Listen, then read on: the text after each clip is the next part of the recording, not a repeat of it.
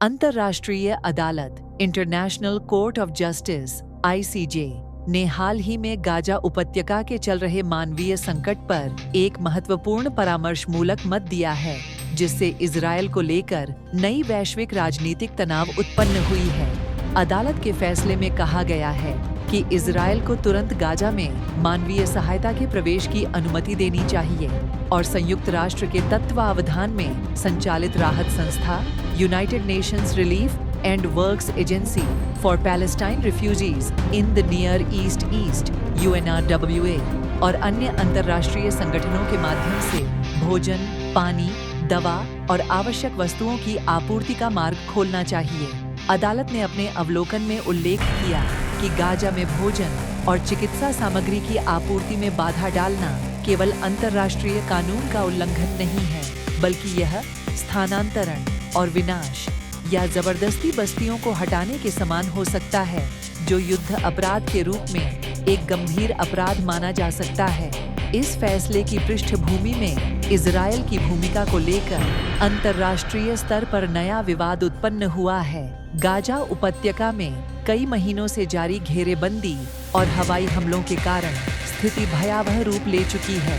संयुक्त राष्ट्र के मानवाधिकार संगठन और विभिन्न अंतर्राष्ट्रीय पर्यवेक्षक दलों का कहना है कि वर्तमान में गाजा में लगभग 23 लाख लोग खाद्य संकट से जूझ रहे हैं।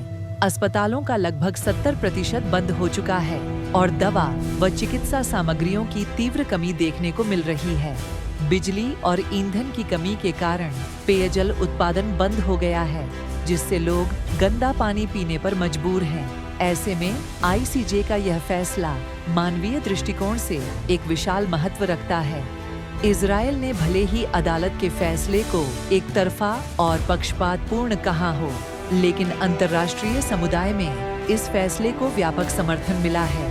इजरायल के विदेश मंत्री एली कोहेन ने पत्रकारों से कहा, गाजा अभी भी हमास के नियंत्रण में है और मानवीय सहायता का बड़ा हिस्सा आतंकवादी संगठनों के हाथ लग जाता है। इसलिए हम सीमित रूप से सहायता प्रवेश की अनुमति दे रहे हैं।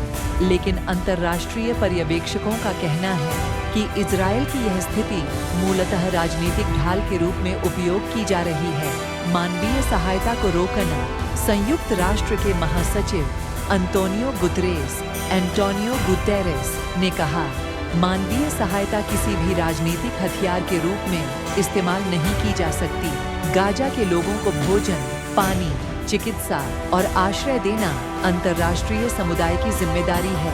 उन्होंने आगे कहा, गाजा की स्थिति अब ऐसे स्तर पर पहुंच गई है जहां बच्चे भूख से मर रहे हैं और अस्पतालों में ऑक्सीजन की कमी के कारण घायल लोग तड़प कर जान दे रहे हैं। यूरोपीय संघ ने भी इस फैसले का समर्थन करते हुए कहा है कि गाजा में मानवीय सहायता को रोकना अंतर्राष्ट्रीय मानवीय कानून का स्पष्ट उल्लंघन है और तत्काल घेराबंदी हटा ली जानी चाहिए। हालांकि संयुक्त राज्य अमेरिका ने कुछ कूटनीतिक संतुलन बनाए रखते हुए प्रतिक्रिया दी है।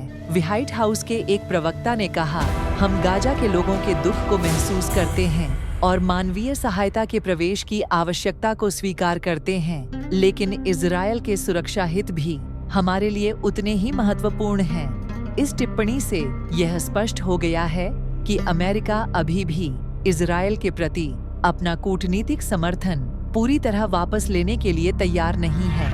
गाजा के भीतर मानवीय स्थिति दिन प्रतिदिन और भी खराब होती जा रही है। सड़कें और इमारतें मलबे में तब्दील हो चुकी हैं। असंख्य लोग बेघर हैं और जो जीवित हैं वे हर दिन जिंदा रहने के लिए संघर्ष कर रहे हैं। अंतर्राष्ट्रीय अदालत का यह फैसला उनके लिए आशा की किरण के रूप में